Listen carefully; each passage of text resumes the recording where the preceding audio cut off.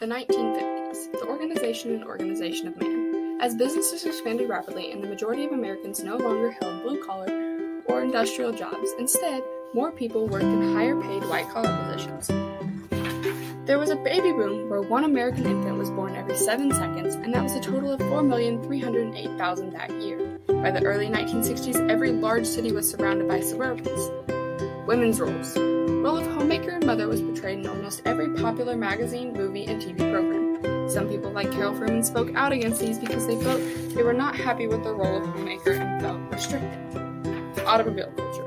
Cars were bought in record numbers and new sales rose from 6.7 million to 7.9 million. With more suburban living, a car was a necessity for people to drive in and out for work. Mass media. With the TV becoming widely available in 1948, the TV reached almost 9% of American homes. In 1956, the Federal Communications Commission that regulates and licenses televisions, telephones, and telegraphs, and radios allowed 500 new stations to broadcast. Rock and roll. Alan Freed was the first to play this kind of music and called it rock and roll because it means music that's both black and white. Artists like Richard Penniman, Chuck Berry, Bill Haley in his comments, but mostly Elvis Presley, brought rock and roll to popularity. The racial gap.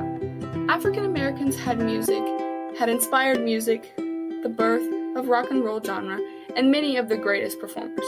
However, African American shows were mostly broadcast on separate stations than whites. New products. There were many more electric household appliances like washing machines and dryers, blenders, freezers, and dishwashers that were purchased in record numbers. With the extra time they had, people invested in new recreational items like power lawnmowers, barbecue grills, swimming pools, and lawn decorations. The buy now, pay later. A big thing in this time was credit, and many consumers bought on credit, meaning they did not have to pay for it right away. The Diners Club was the first issued credit card in the 1950s. Radio and movies.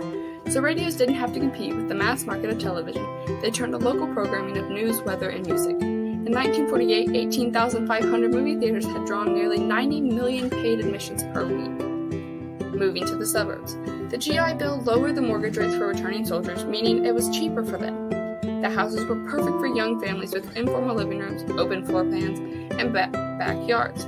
These houses seemed to be cookie-cutter. Leisures in the 50s. Most Americans in the 1950s had more leisure time than they had before due to set work hours and 40-hour weeks, along with several weeks vacation per year.